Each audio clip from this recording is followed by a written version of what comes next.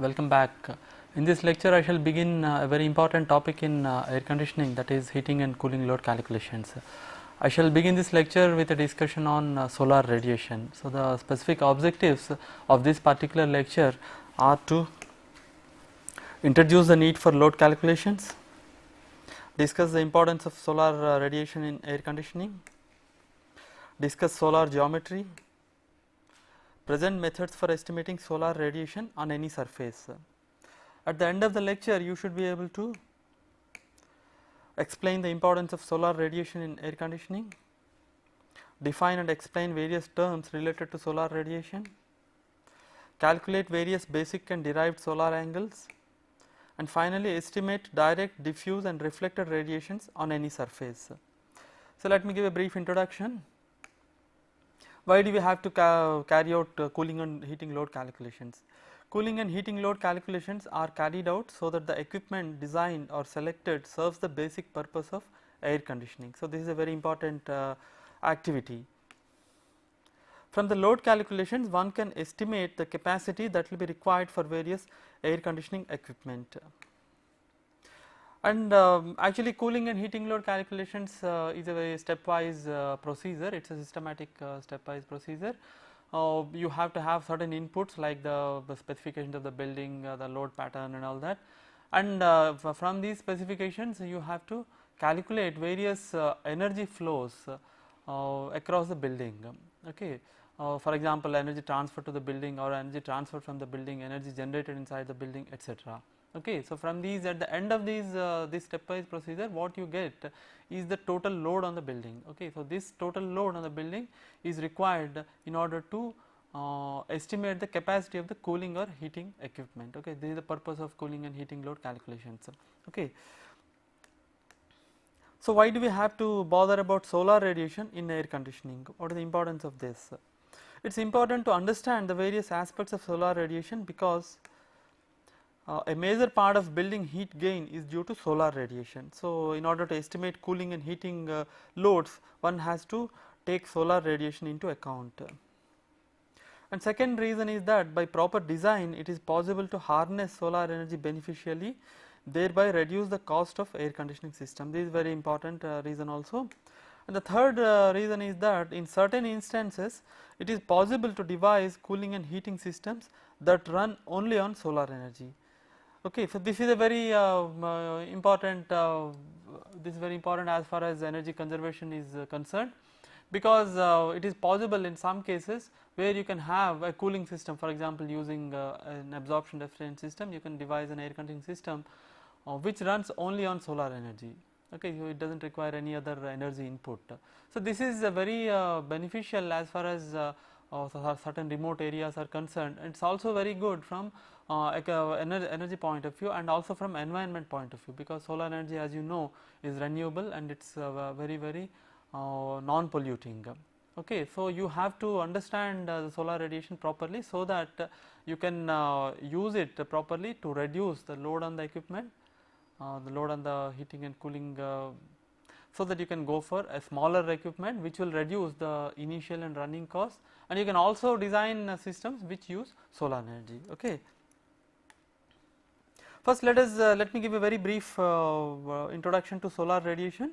As you know very well, the sun, which is nothing but a star, is treated as a radiant energy source with surface temperature that is equivalent to that of a black body at 6000 Kelvin. Okay, so this is equivalent to a black body of surface temperature which is approximately equal to 6000 Kelvin. Now, the spectral distribution of solar radiation is given in the table here. So, you can see here that the solar radiation stretches from about 0.29 microns up to about 4.75 microns, and it consists of invisible ultraviolet radiation which lies in the wavelength band of 0.29 microns to 0.4 microns, and it consists of about 7% of the total radiation. And the visible radiation, which lies between 0.4 to 0.7 microns, consists of about 39% of total solar radiation, and the near infrared radiation, which is in fact gives rise to heating effect, lies in the range of 0.7 to 3.5 microns, and it consists of about 52% of the total radiation. And finally, you have far infrared or FIR radiation which lies in the range of 4 to 4.7 microns, and it consists of 2% of the total radiation. So, you can see that the majority of solar radiation lies in the range of visible radiation and near infrared radiation. Okay, so almost 91%. That is the reason why the sun is a major source of light as well as heat. Okay. Now, let me define what is known as a solar constant. A solar constant is the flux of solar radiation on a surface normal to the sun's rays beyond the earth's atmosphere at the mean earth sun distance. Okay, it is important to understand this definition. It is nothing but the solar radiation per unit surface which is kept normal to the sun's rays and which is kept beyond the earth's atmosphere, okay, and at the mean earth sun distance. Though this solar constant value varies with time from day to day, the currently accepted value is about 1370 watt per meter square. Okay, so you can use this value in calculations. And what happens to the solar radiation as it enters into the environment or as it enters into the atmosphere? In passing through the Earth's atmosphere, the solar radiation gets depleted due to reflection, scattering and absorption. So, we know very well that the atmosphere, Earth's atmosphere consists of various gases, it consists of water vapor, it consists of several dust particles of several sizes.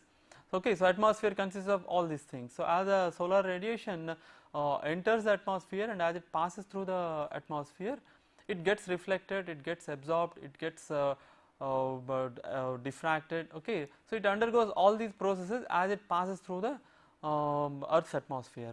Okay, so ultimately the end result is that even though the solar radiation or the solar constant is 1370 watt per meter square beyond the Earth's atmosphere, as it arrives at the Earth, it gets depleted considerably because of the presence of the atmospheric gases, dust particles, water vapor, etc. Okay. And the extent of depletion depends on the composition of the atmosphere and the length of travel of sun's rays. Okay, so obviously the composition of atmosphere has a great effect on the extent of depletion, and it also depends upon the length of the travel of sun's rays. And the length of travel depends on what is known as altitude angle.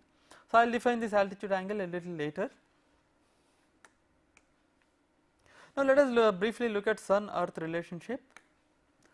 We know that the planet Earth makes one rotation about its axis every 24 hours and one revolution about the Sun in a period of about 365.25 days. Earth's equatorial plane is tilted at an angle of about 23.5 degrees with respect to its orbital plane. This is very important. For example, in this figure you can see that this is the Sun, okay, and this is the Earth. So, Earth is orbiting around the Sun, not in a circular this thing, this is slightly elliptical, and it is tilted at about 23.5 degrees centigrade with reference to its own axis. So, it is not perpendicular, you can see that it is slightly tilted. Okay, this is the pole, north south pole of the Sun. So, it has a tilt, right. So, this angle is about 23.5 degrees. Okay, and you can see the position of the, if you take the Sun as a reference, then you can see the position of the Earth at different days. For example, at on June 21st its position is like this, and on September 21st it is like this, on December 21st it is like this, and on March 21st it is like this. Okay, and June 21st is known as summer solstice, and September 21st is known as autumnal equinox, and December 21st is known as winter solstice, and March 21st is known as vernal equinox. Now, if you look at this figure, you will find the tilt and what is the effect of the tilt. Okay, for again you can see that there is this angle is 23.5 degrees centigrade, and on June 21st this is your northern hemisphere and this is your southern hemisphere. Okay, so on June 21st the northern hemisphere is tilted towards the Sun, okay, whereas the southern hemisphere is tilted away from the Sun. So, as a reason you find that the northern hemisphere experiences summer during this season. Okay. Similarly, when you come to December 21st, this is the northern hemisphere, this is southern hemisphere. Okay. Northern hemisphere is tilted away from the Sun, whereas southern hemisphere is tilted towards the Sun. As a result, this experiences winter, okay, the northern hemisphere, whereas the southern hemisphere experiences summer.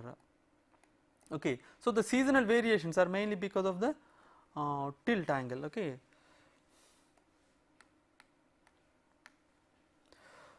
So, as you know very well, the Earth's rotation is responsible for day and night, whereas its tilt is responsible for the change of seasons.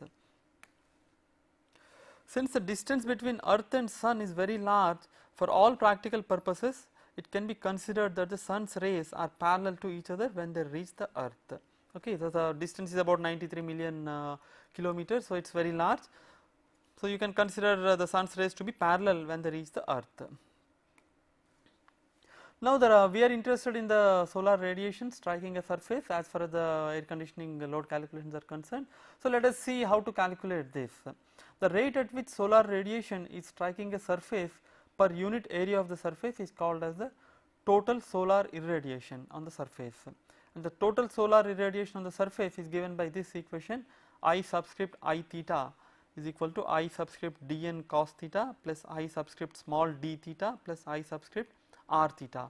And as you can see here, I subscript I theta is the total solar irradiation of a surface in watt per meter square, and I subscript capital Dn is the direct radiation from sun, and I subscript small d theta is the diffuse radiation from sky, and I subscript r theta is the reflected radiation, and theta is known as angle of incidence.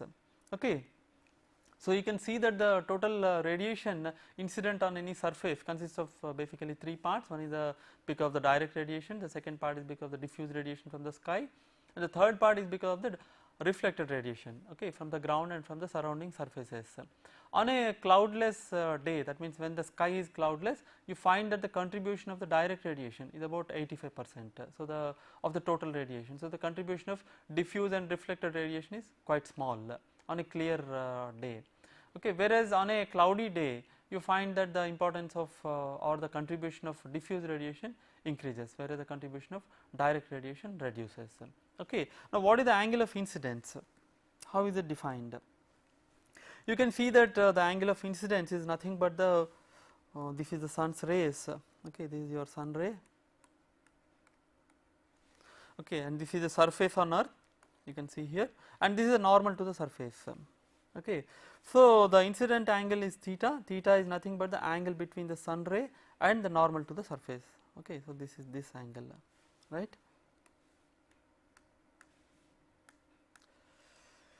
Now, the incident radiation depends on solar geometry involving several basic and derived angles. So, it is important to understand these angles.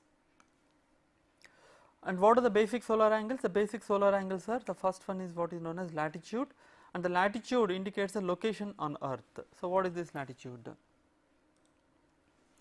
The picture here shows northern hemisphere, this is your northern hemisphere, this is your equatorial plane, okay, so this is your equatorial plane, and O is the center of the earth, and O dash is the center of the sun, and as I have mentioned, for our calculation purposes we can assume that the sun's rays are parallel, okay, so they arrive parallelly on earth, okay, and point P is any point on the surface of the earth, okay, maybe it is the point of the observer, right. Now, with reference to this, we define all these solar basic solar angles, starting with the latitude. Latitude is defined as the angle between the lines OP, okay, line OP is nothing but the line joining the center with the point P, okay, line OP, and the projection of OP on the equatorial plane. The projection of OP on the equatorial plane is nothing but OA, okay. So, the latitude is nothing but angle between OP and OA, that is nothing but angle AOP, that is this angle. Okay. So, as you know, the latitude varies from 0 degrees to 90 degrees. When is it 0? When the point P lies on the equatorial plane, obviously the latitude is 0, okay, and when the point P lies on the pole, this angle becomes 90 degrees. So, this is how the latitude is defined, and latitude along with the longitude completely specify the location of any point on earth. The second basic solar angle is what is known as hour angle, and this indicates the time of the day. So, how is this defined? Again referring back to the same figure, here the hour angle H is defined as the angle between the projection of OP on the equatorial plane. OP is nothing but the line joining point O, that is the center of the earth, and the position of the observer P, okay, and its projection is, as I have said, is OA. So, hour angle is nothing but the angle between OA and the projection of the line joining the center of the earth to the center of the sun. Now point O is the center of the earth and point O dash is the center of the sun. Okay, so the projection of O dash on the equatorial plane is nothing but AB. Okay, so that is the projection of O dash on the equatorial plane. So our angle is nothing but the angle AOB. Okay, that is the angle between OA and OB. Okay, that is this angle, right. Now at solar noon, when the earth rotates and when point P comes at this point, you find that the hour angle is 0. Okay, and the hour angle varies from 0 at solar noon to 360 degrees. Okay, because it rotates in one day, right. 360 degrees in 24 hours. Okay, because it makes one rotation in 24 hours. The third basic angle is what is known as declination, and declination indicates the day of the year. Again we refer to the same figure, and declination D is the angle between the line joining the center of the earth O and sun.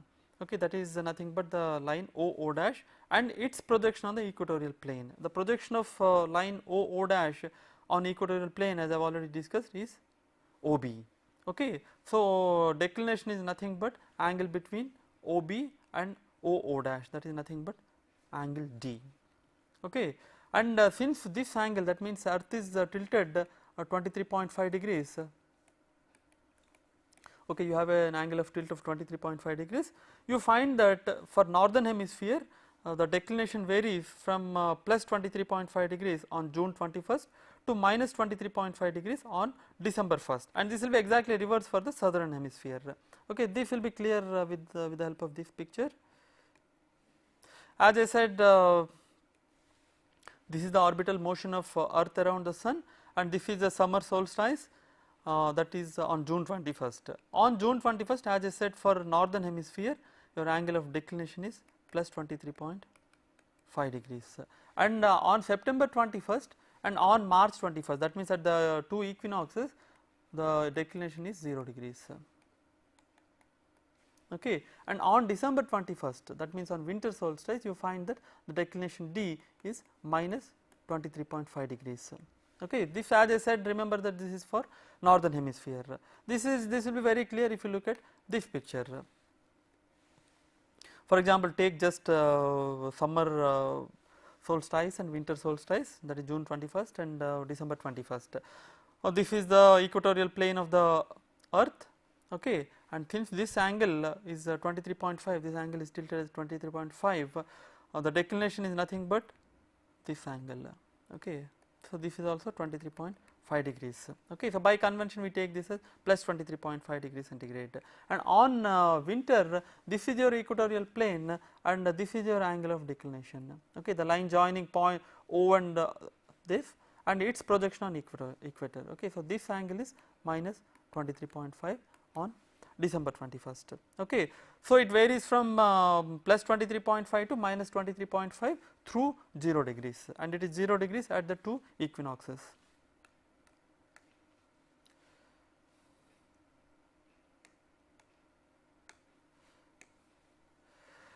And the hour angle, so you can see now that the basic solar angles depends upon three important parameters, that is what is the location of the surface on earth, which is indicated by the latitude, and what is the time of the day. Time of the day is specified by the hour angle, and what is the day of the year. Okay, day of the year is indicated by your declination. So location, time of the day and day of the year, these three define three basic solar angles: latitude, hour angle and declination. Okay, and the hour angle, it is very important to keep in mind that the hour angle is based on what is known as local solar time. What is local solar time? Since the earth's orbital velocity varies throughout the year, the local civil time, which is based on our clocks, either mechanical or electronic, is different from the local solar time. So local civil time is what is the time shown by your watch, whereas the local solar time is, for example, time shown by, let us say, a sundial. Okay, so this is the time shown by a sundial. You will find that these two will be different.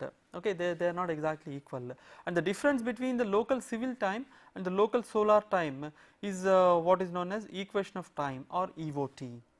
Okay, and empirical equations for EOT are available. So if you know the day of the year, you can calculate what is the equation of time for a particular day. Okay, it's taken as constant for a particular day, so you can calculate EOT as a function of the day of the year. Okay, if you know the number of the day, you can find out EOT, and the mean monthly mean values of EOT are also available in tabular form. So if you look at Ashrae handbooks or anything, you will find the values of EOT. Okay, and at any location, the local solar time LST is given by this expression. LST is the local solar time, which is equal to LSTT. This is the local standard time. Okay. EOT, as you know, is nothing but equation of time plus 4 into LON minus LSM. LON is nothing but the local longitude. LSM is a local standard meridian. Okay. Let me give a very simple example. For example, for the city of Kolkata, Kolkata is located at 22.82 latitude, north latitude, and its longitude is 88 degrees 20 minutes east. Okay, this is the longitude, right? And the local standard meridian for India is 82 degrees 30 minutes, 82.5 degrees. Okay, so this is the data, and we would like to find out on October 21st if the local standard time is 9 a.m. Okay, then what is the local solar time for Kolkata? Okay, so for this particular day, that is October 21st, from the empirical equation for EOT or from the table for EOT, you will find that the equation of time is given by 15 minutes. Okay, so EOT is given as 15 minutes. So the local solar time is nothing but local standard time plus 15 minutes. 15 minutes is your EOT.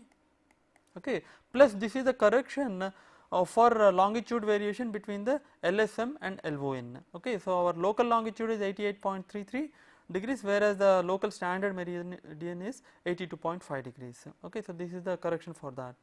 So if you substitute the values, you find that local solar time is now 9 hours 38.32 minutes, whereas the local standard time is 9 a.m. Okay, since this is 9 hours 38.32 minutes in the morning, the corresponding hour angle is 324.6 degrees centigrade. How did I calculate the hour angle? As I said, at noon, okay, noon means let us say 12 o'clock, okay, 12 o'clock solar time, solar noon, your hour angle is 0. Okay. So for example, at 1 p.m. the hour angle is equal to 15 degrees centigrade. How is it so? Because it makes the hour angle varies from 0 to 360 degrees in 24 hours. Okay. So 1 hour is equivalent to 15 degrees. So if it is if you are starting with noon, then afternoon it will be you starting with 0 at noon. Afternoon hours will be, let us say 3 p.m. means 45 degrees. Okay, 4 p.m. means 60 degrees, like that. And if you proceed in that manner, you find that in the morning, for example 9 a.m. 9 a.m. means 3 hours before solar noon. Okay, that means it is 360 minus 45, that is 315 degrees centigrade. Okay, so now the local solar time in this example is 9 hour 38.32 minutes. So the solar angle is 324.6 degrees. Okay, so that's how you can calculate the hour angle. So what you have to do to calculate hour angle is to first find out what is the local longitude, and you also should know what is the local standard meridian, right? And then you if you know the local standard time and equation of time, then you can calculate, first you should calculate the local solar time, and once you know the local solar time, you can calculate the hour angle, because 1 hour is equivalent to 15 degrees. Okay.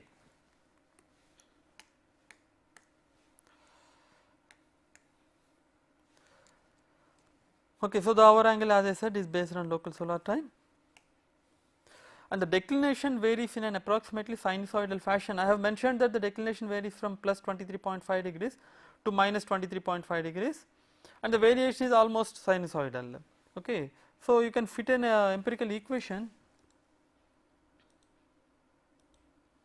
So this is an empirical equation for declination. Okay, declination d in degrees, this in degrees, it's all the angles are in degrees. Okay, this is very important, keep in mind. Okay, so your unit should be consistent. So declination in degrees is given by this empirical equation 23.47 into sine 360 into 284 plus n divided by 365. What is n? N is the day of the year counted from January 1st. That means January 1st n is equal to 1, January 2nd n is equal to 2, like that. So, December 31st n becomes 365.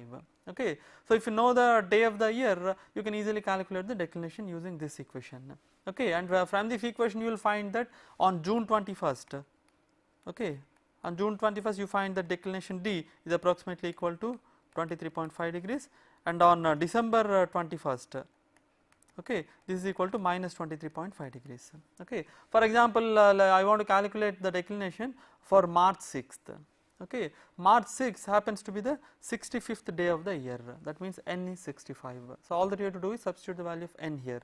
So, you will find that the declination on March 6th is minus 6.4 degrees, okay, from the above equation.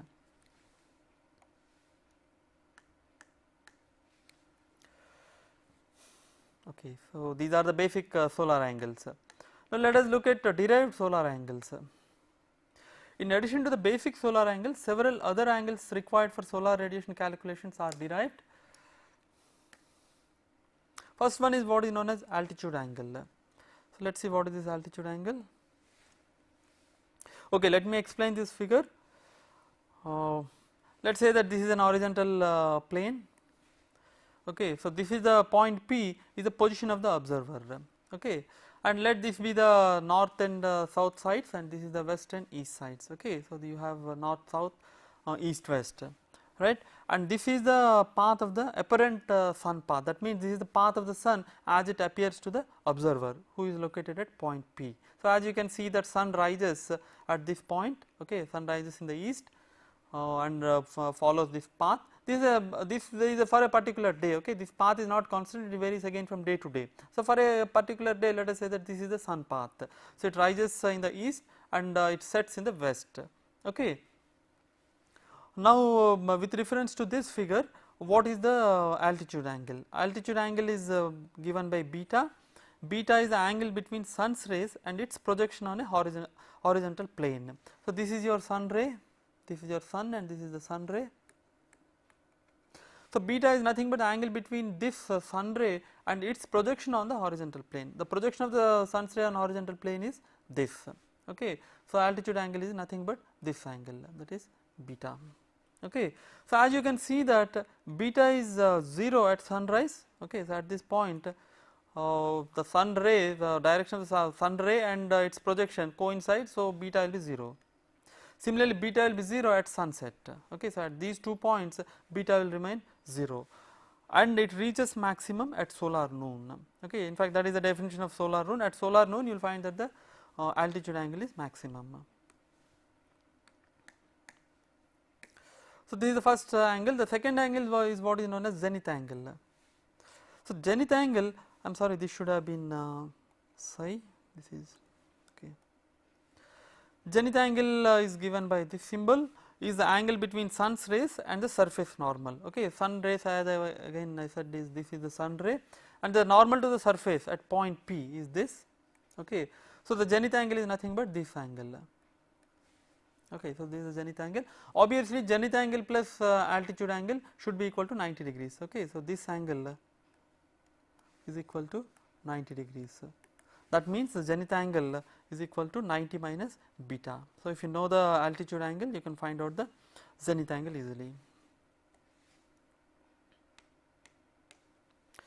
Next important angle is what is known as solar azimuth angle.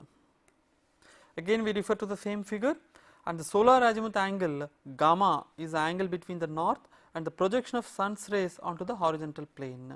Okay, so what is so as I said, this is your north direction. Okay, so azimuth angle is nothing but this and the projection of sun's rays onto a horizontal plane. The projection of sun's rays onto a horizontal plane is this line. Okay, so the azimuth angle is the angle between this line and this line. Okay, so as you can see, that is nothing but this angle. Okay, this angle is given by gamma, and this is measured in counterclockwise direction. Of course, this varies, this convention varies from textbook to textbook. Some define the solar azimuth angle with reference to the south direction. Okay, some people define it with reference to the north direction, and sometimes it is defined in terms of the clockwise direction from north, and in some books it is defined in terms of anti-clockwise direction from the north, and in some other books it is defined for forenoon it is in the clockwise direction, and for afternoon it is in the anti-clockwise direction. So, the definitions vary, but basically once you have this diagram it is easy to understand and it is easy to change from one convention to the other convention. Okay. So, in this particular lecture I am following the convention of measuring it from the north in the counterclockwise direction. Okay. So, this is the solar azimuth angle gamma. Now, using analytical geometry, it is possible to derive relationships between derived and basic solar angles. This is important, the relationships between various angles.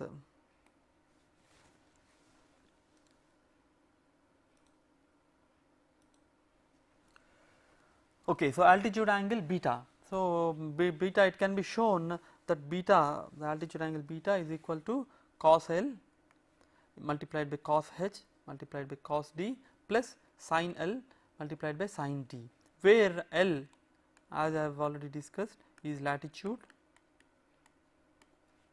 H is hour angle,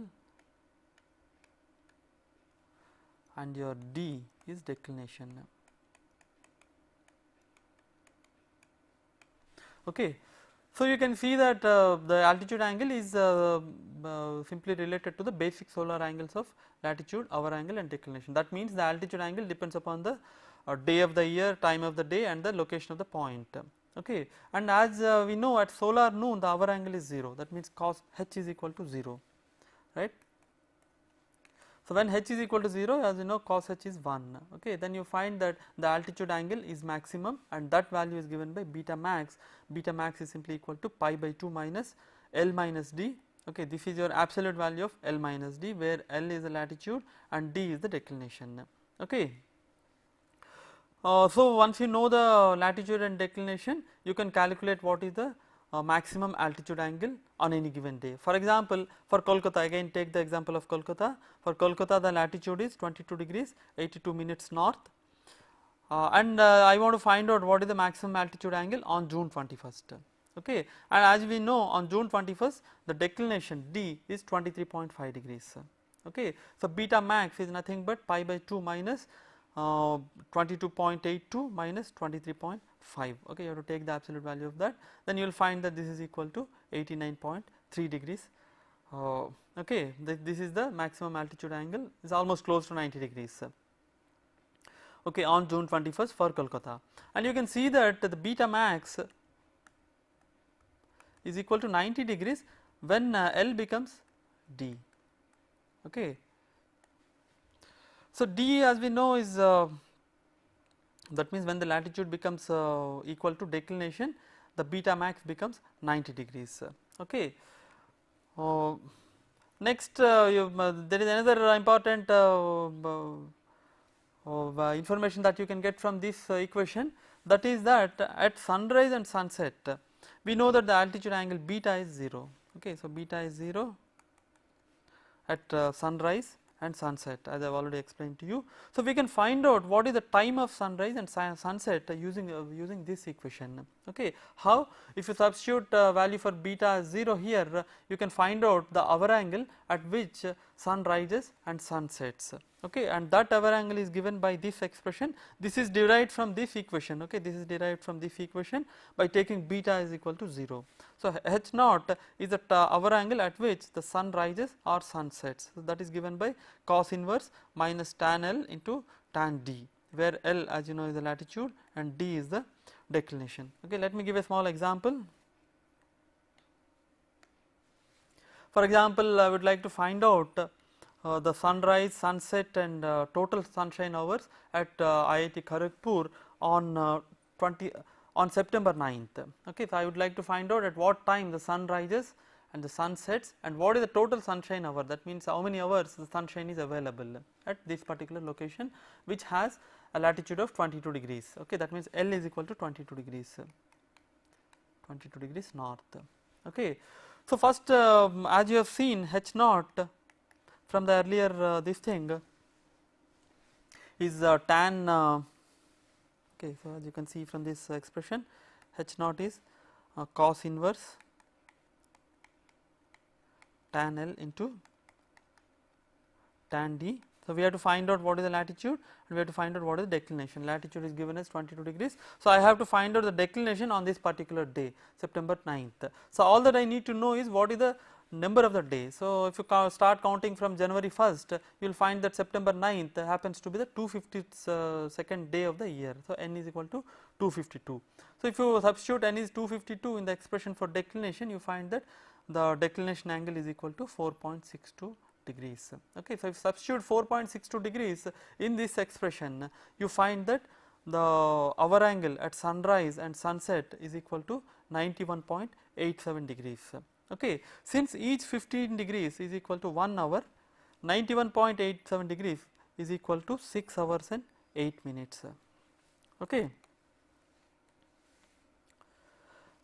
Right. So, the hour angle is equivalent to 6 hours and 8 minutes. What is the meaning of this? This means that the sunrise takes place at 12 minus 6.08, that is 5.52 hours in the morning, this is the solar time, and sunset takes place at 12 plus 6.08, that is 6.08 pm, right. So, sunrise is at 5.52 am and sunset is 6.08 pm, okay, and both are with reference to solar times, and the total sunshine hours are nothing but 2 into H naught, 2 into H naught by 15, let us say, since H naught is in degrees, this will give you the total sunshine hours. Okay. So, you can see the usefulness of this equation. Okay. This simple and elegant equation can be used to find out at what time the sun rises or sunset at any location on the earth on any particular day. Okay. And you can also calculate the total sunshine hour. This information is very useful in the design of several solar energy equipment, and it is also useful in air conditioning for load calculations. Okay.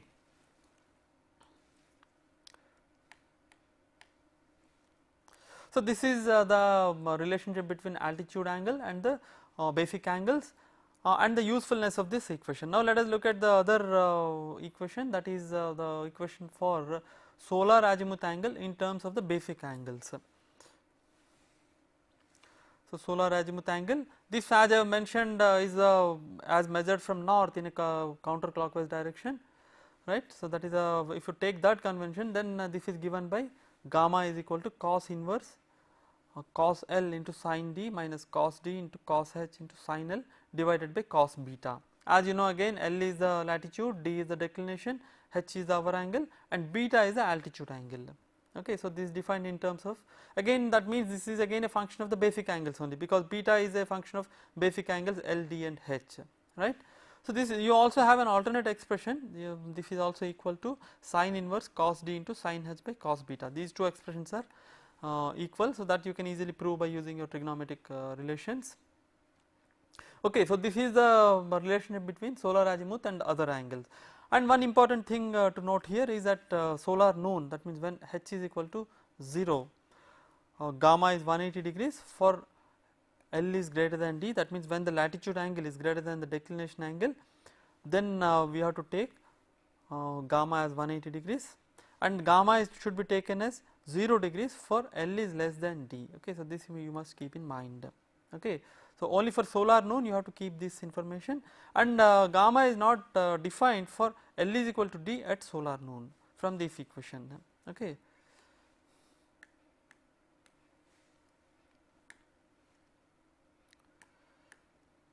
Now, let us look at the incident angle of solar radiation, that is theta. So, as I have already mentioned, the incident angle of sun's rays theta is the angle between sun's rays and the normal to the surface under consideration. The angle of incidence theta depends on solar geometry and also on the orientation of the surface. For example, let us look at a horizontal surface, theta is equal to zenith angle. This can be shown very easily if you look at this figure. So, this is your horizontal surface, and by definition theta is your angle of incidence, which as I said is defined as the angle between the sun's rays and the surface normal. Okay, since this is a horizontal surface, this is a surface normal, and this is your angle of incidence. And it so happens that the angle of incidence for horizontal surface is also equal to your zenith angle. Okay, zenith angle, and as we know, phi plus beta is xi plus beta is 90 degrees centigrade, 90 degrees.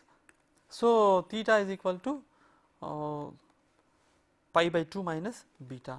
Okay. So, if the surface is horizontal, then once you know the altitude angle, you can easily find out what is the angle of incidence. How this information is useful? For example, I want to calculate what is the radiation incident on the roof, on a flat roof. Okay, a flat roof means it is a horizontal surface. So, all that I have to do is on a particular day at a particular time, because it is a function of the time of the day, location of the surface and the day of the year. Okay. So, all these things, for these once you know these things, all that you have to do is you have to find out what is the altitude angle. Okay. So, calculate the hour angle from the time of the day, calculate the declination from the day of the year, and from the latitude information calculate the altitude angle.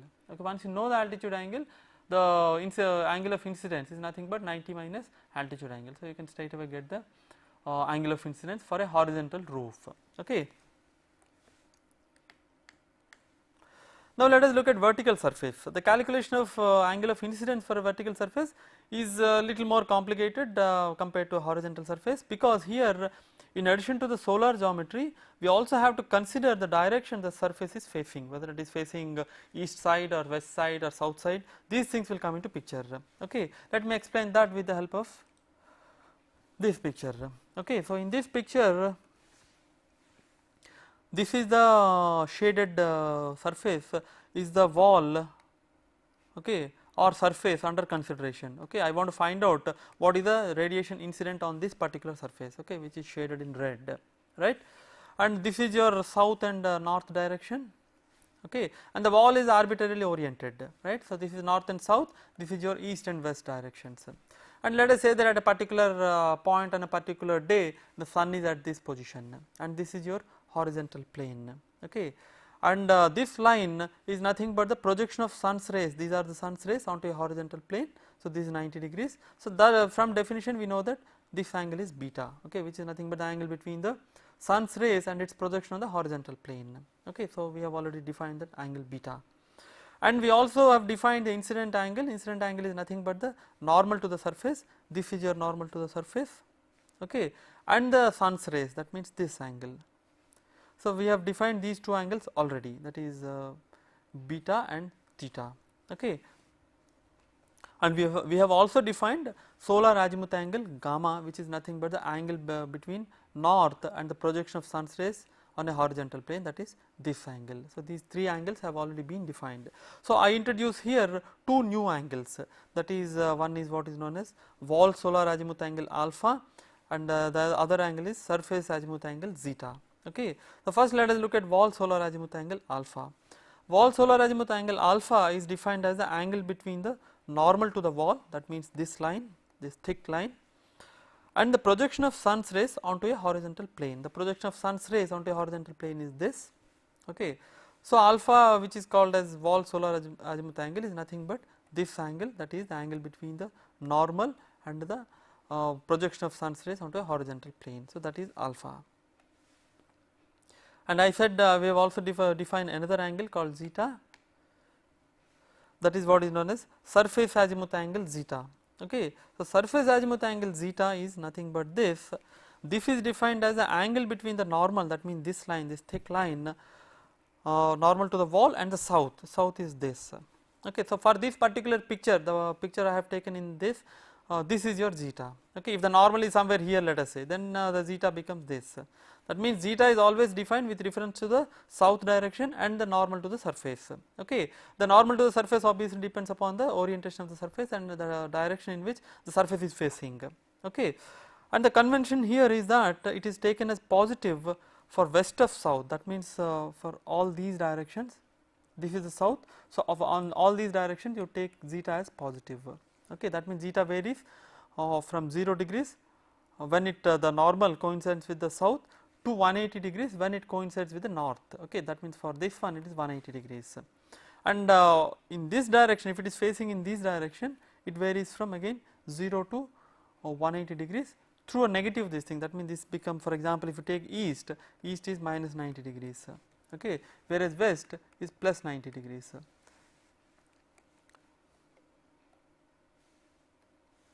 Okay. Similarly, if you consider, let us say, southeast, okay, southeast is minus 45 degrees, whereas southwest is plus 45 degrees, okay, like that. So, if you know the orientation of the surface, you can easily find out what is the value of zeta, and remember the convention followed, that is positive for west of south and negative for east of south. Now, you can find a relationship easily between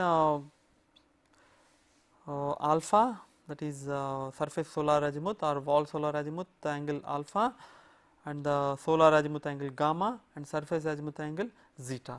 Okay. So, if you look at this picture, this is 180 degrees, this total angle, okay, is 180 degrees. So, 180 degrees is equal to gamma, that means this angle, plus alpha, that means this angle, plus zeta. Okay, for this particular case. So, for this particular case, which happens to be the afternoon, because the sun is towards the west, okay, it has crossed the solar noon. Okay. So, this example is for afternoon, right. For afternoon, you find that gamma plus alpha plus zeta is equal to 180 degrees. Okay. That means alpha is equal to 180 minus gamma plus zeta, right.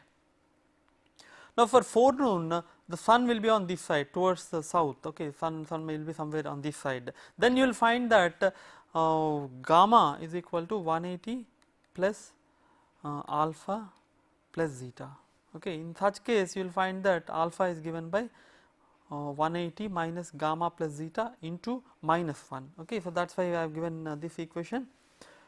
This is the relationship, alpha is equal to f into pi minus within brackets gamma plus zeta, where f takes a value of minus 1 for forenoon and plus 1 for afternoon.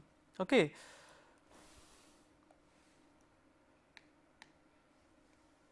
Now, it can be shown that the angle of incidence, because ultimately this is what is important to us, on a vertical surface is given by this relation, theta vertical is equal to cos inverse within brackets cos beta into cos alpha. Cos beta, as you know, is altitude angle, and alpha is your surface azimuth, surface solar azimuth angle. Okay. And the expression, as you have seen, is a function of your gamma and zeta, right. So, if you know the orientation, that means orientation of the surface zeta, and if you know beta and other angles, you can find out gamma.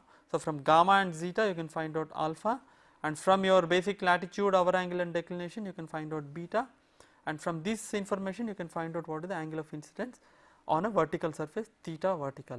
And where do you use this information? This information is required to find out what is the solar radiation incident on a vertical wall. Okay. So, both horizontal orientation and vertical orientation are very frequently encountered in air conditioning calculations, because most of the buildings will have horizontal roofs, and all the buildings generally have vertical walls. Okay. So, you have vertical walls and horizontal roofs. So, you have to use these two expressions for finding the angle of incidence of solar rays. Okay. Now, let me give a very general expression for arbitrarily tilted surface, okay, any surface, it can be horizontal, vertical or tilted. For this arbitrarily tilted surface, it can be shown, okay, first this is the arbitrarily tilted surface, and here we define another angle called as tilt angle, okay, that is sigma, this is the tilt angle, okay, and this is the surface which is exposed to your solar radiation, okay. So, solar radiation is falling on this surface, right. So, the tilt angle is nothing but the angle between the horizontal and the surface, okay, that you can see here, and it can be shown that the angle of incidence on any arbitrarily oriented surface is given by theta is equal to cos inverse sin beta into cos sigma plus cos beta into cos alpha into sin sigma. Okay. So, in addition to your beta and alpha, you also should know what is the angle of tilt in order to calculate the angle of incidence of sun's rays on any surface. Okay. As I said, this is a general equation and it can be used for any arbitrarily oriented surface. For example, for a horizontal surface, this tilt angle becomes 0, right, because this coincides with this, it comes here. So, sigma is equal to 0. Once sigma is equal to 0, this vanishes and this becomes 1. So, you will find that theta is nothing but 90 minus beta. Okay. So, this simplifies down to this expression, and for a vertical surface sigma is equal to 90 degrees for vertical surface, because this surface becomes like this, okay, 90 degrees. So, when sigma becomes 90 degrees, cos sigma becomes 0. So, you will not have this term, and sin sigma is 1. So, it can be, you can easily find that theta vertical is equal to cos inverse cos beta into cos alpha. Okay. So, if you remember the expression for the tilt angle on any arbitrarily oriented surface, then you can simplify it to other surfaces like vertical or horizontal surfaces. Okay.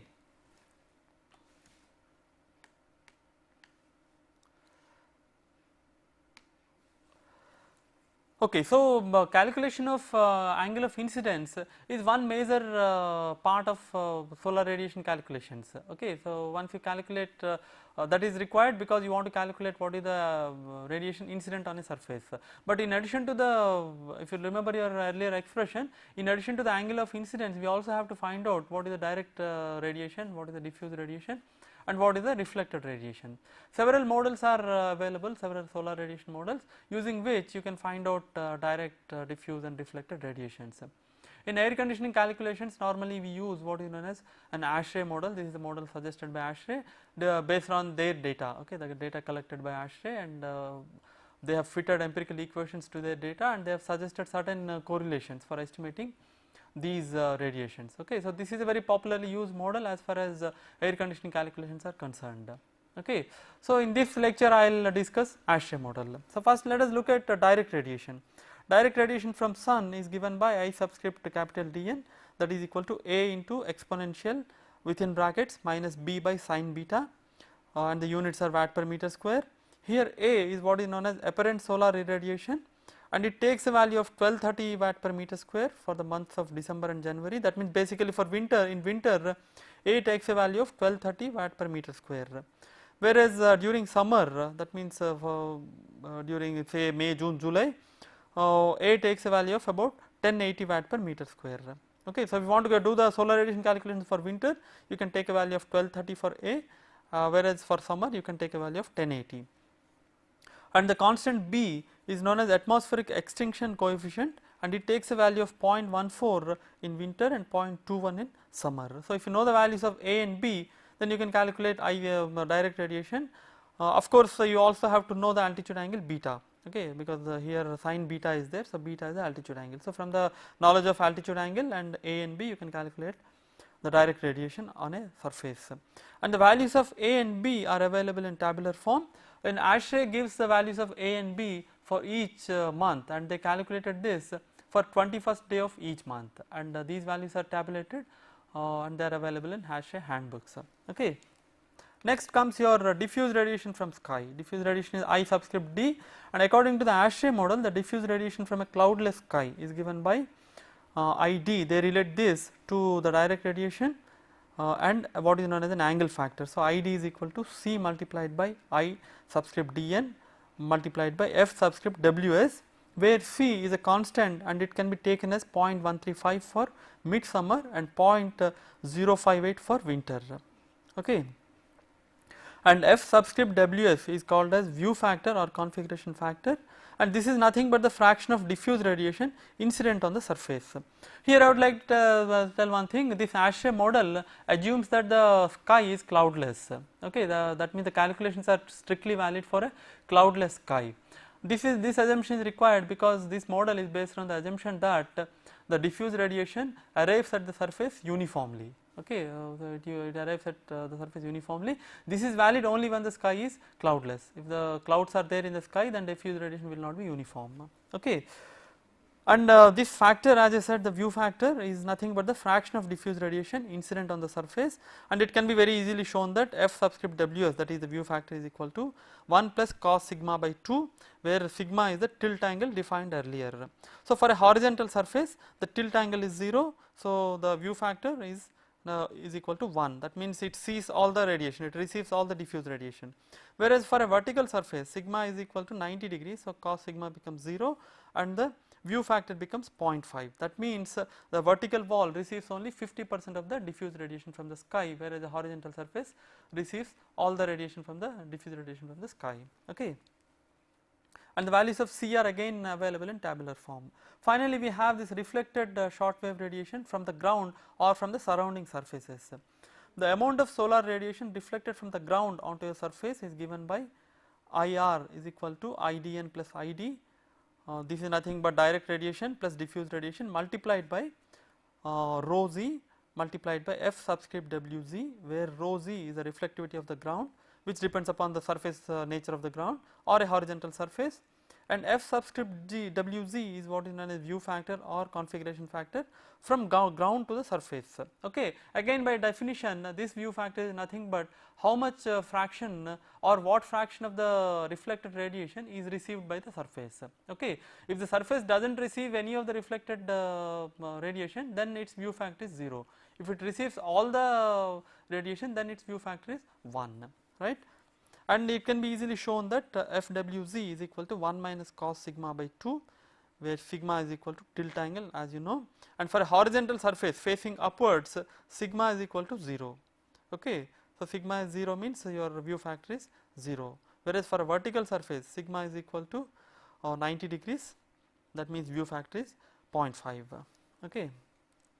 So, this is how using the Ashrae model you can calculate direct, diffuse and reflected radiations from the known data. Okay. Once you know these things and once you know the angle of incidence, you can calculate the total radiation incident on any surface.